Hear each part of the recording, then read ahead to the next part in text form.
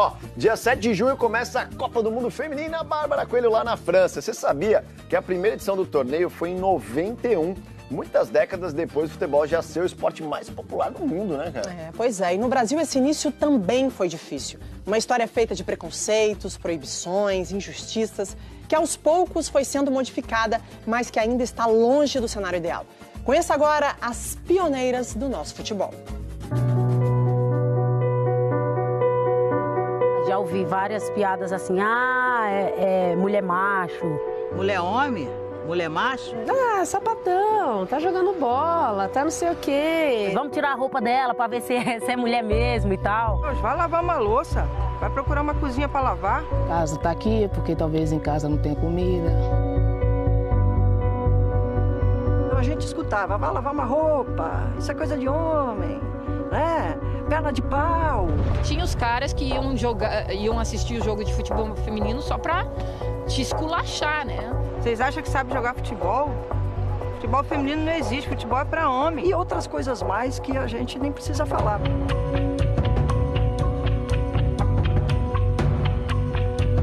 Apanhei bastante. Muitas das vezes eu tive que mentir. Ofendidas, humilhadas, algumas mulheres foram até agredidas porque queriam jogar bola. Contar a história do futebol feminino é contar uma história de resistência. E as mulheres que você vai ver agora foram as que quebraram a primeira grande barreira.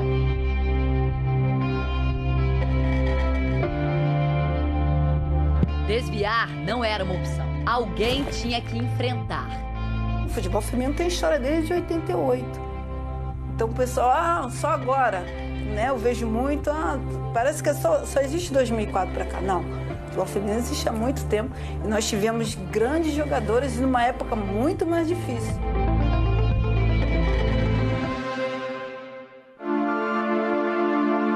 São as pioneiras do futebol feminino no Brasil.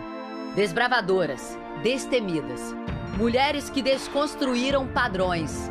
Arranquei a cabeça das minhas bonecas e foi assim que eu comecei a dar meus primeiros pontapés. Todos eram contra, que a gente lutava por uma coisa que todo mundo lutava contra. Não era o futebol, era a sociedade, era o país. O lance é o seguinte, o mundo era completamente diferente e as coisas eram muito atrasadas, né? Eu vim aqui para treinar umas jogadas ensaiadas com elas, umas jogadas na banheira, e elas estão fazendo muito bem essas jogadas, né? Mas o torcedor brasileiro está mesmo curioso para saber se as meninas jogam bola para valer. Como que eu ia assistir jogo de futebol se não era transmitido? Eu ouvia um comentário ou outro que tinha futebol feminino no Rio e São Paulo. Mas fora isso, não era uma coisa assim, tipo, natural de se ver. Mas era tão natural de se fazer? Jogávamos por música. Você não pegou, né, Carol? Mas se você visse o nosso time jogar, você falava, que isso? Era um Flamengo antigamente com Júnior, Zico. Era muito bom. Elas transformaram em esporte o que era visto como palhaçada. Nos primeiros registros, o futebol feminino aparece no Brasil como se fosse atração de circo. Até que o tempo foi passando e em 1941, um decreto-lei proibiu que mulheres praticassem atividades que fossem contra o que eles consideravam ser a natureza feminina. Não citava especificamente o futebol, mas estava subentendido que futebol não era coisa para mulher. Nem brincar de bola na rua era permitido a meninas. A justificativa, como aparece num artigo do jornal Folha de São Paulo de 1961, era: as mulheres têm ossos mais frágeis, menor massa muscular, bacia oblíqua, tronco mais longo e por isso menos resistente. Centro de gravidade mais baixo, coração menor, menor número de glóbulos vermelhos, respiração menos apropriada a esportes pesados, menor resistência nervosa e de adaptação orgânica. Foram 38 anos de proibição.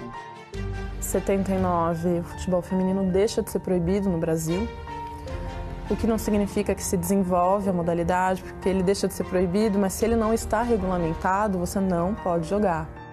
Em 1982, para comemorar o encerramento de um festival de mulheres organizado pela atriz e produtora Ruth Escobar, foi programado um jogo feminino entre times de Rio e São Paulo.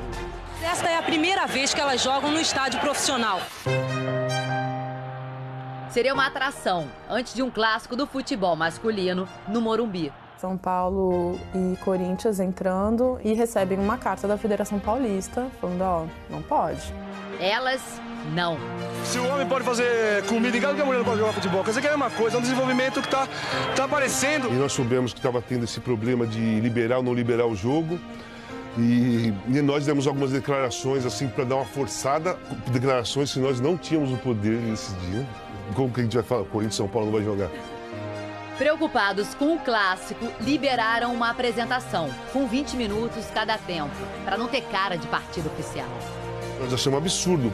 Não, a Federação Brasileira proíbe o jogo. Como proíbe, cara? Tudo você poderia argumentar. Agora, proibir? Proibir o quê, né? O que é proibir, né? Nada é proibido. Você sabe, você pode fazer tudo. Nada, essa palavra, como o Caetano já colocou, é proibido proibir. Eu digo proibido, proibido, proibido, proibido, proibido. No ano seguinte, em 1983, o futebol feminino foi regulamentado. E mais um pioneiro se juntou às pioneiras. Radar, clube em Copacabana, na zona sul do Rio de Janeiro. Surgia ali o primeiro departamento de futebol feminino. A seleção brasileira feminina, ela veio existir através do Radar. Porque foi o Radar que fazia os melhores campeonatos no Rio de Janeiro, os brasileiros. No Mundial Experimental em 1988, entre 12 seleções, o Brasil ficou em terceiro, tendo o Radar como base do time. Seleção, a gente ganhava uma diária e no início nem era isso. Praticamente jogava por amor. E passava muita dificuldade. Ficando hospedada, você acha que a gente ficava hospedada na Granja Comaria? Nossa Senhora. A gente ficava na Escola de Educação Física do Exército, ficava no Cefam, comendo o que os soldados comiam. Nós comíamos de quentinha, nós comíamos e dormíamos embaixo da árvore. Era a preparação para a primeira Copa do Mundo de futebol feminino, na China. Foi em 1991. Foi da zagueira Elane o primeiro gol de uma brasileira em mundiais, sobre o Japão. Elas voltaram para casa ainda na primeira fase, mas ganharam um título sim, o de seleção. A principal, elas sabiam que ainda era outra. Vai partir, vai que é sua, Tafarel! Partiu, bateu, acabou! Acabou! É tetra! É tetra! Quando Romário e Bebeto voltaram da conquista do tetra em 1994, o que sobrou de uniforme foi guardado para elas. Olha aí o tamanho disso. Era desse tamanho porque era tudo masculino. O futebol feminino não existia para a CBF. Então a gente usava tudo do masculino. Shorts, camisa, né? Porque a gente queria. Mas quando você chegou lá, que você olhava todo mundo bem, né? Você olhava os americanos, todo mundo bem, né? Bem vestido. Você olhava pra gente assim e falava, caramba, que é isso? Mas falava que é, né? Foi uma das coisas que a gente teve também que aguentar, mas... Era o que a gente era, né? A gente era sóbria. Essa camisa aqui não foi à toa. Foi a paixão, foi o amor. E que era cuidada com carinho. Aqui cada um cuida da sua com bastante carinho, né? Já que a gente não tem mandamento profissional. Mas era um time profissional. E com brilho a pouco de ser revelado. 1999, Mundial nos Estados Unidos. 7-1 no México, 2-0 na Itália, avançaram para as oitavas. Venceram a Nigéria nas quartas com um gol de Cici, que está entre obras-primas expostas em mundiais. Aquele gol, realmente, não tem como, né? Eu já era especialista em bater faltas, mas aquele gol, eu até vou dizer que realmente foi um dos mais bonitos, com certeza. Perderam na semifinal para os Estados Unidos, que jogavam em casa. Venceram a Noruega para terminar em terceiro, com um bronze.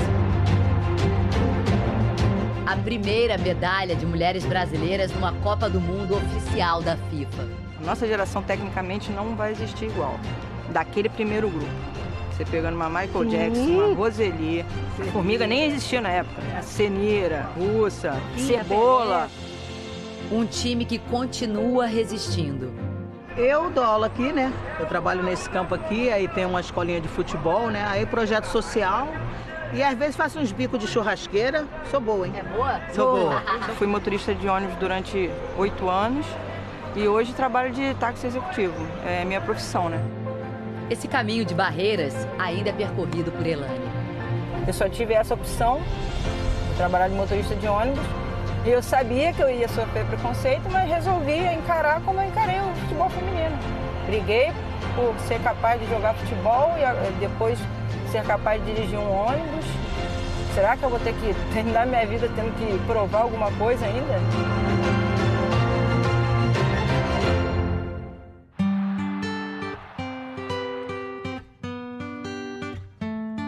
Coube a elas provar que de frágeis nossos ossos não tem nada. Que a resistência nervosa é tão feminina quanto masculina. Que a bacia larga gira com uma facilidade. E que o coração feminino é gigante. A nossa luta até hoje é para isso, né?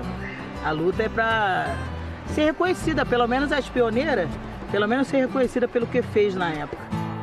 A elas, a todas elas, muito obrigada.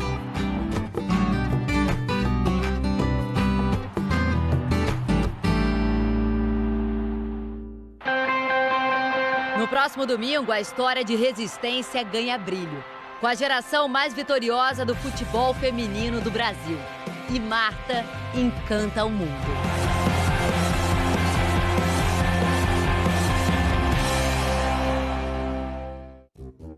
Nós homens dizemos assim para as pioneiras, muito obrigado e desculpa, tá? E elas, além de craques, Bárbara, elas têm a melhor qualidade que todo torcedor gosta, raça, no campo e na vida. Muito obrigada de verdade por elas e que a Copa do Mundo de Futebol Feminino seja mais um divisor de águas para o futebol, mais visibilidade, mais investimento que essas craques. E as que estão jogando hoje merecem muito.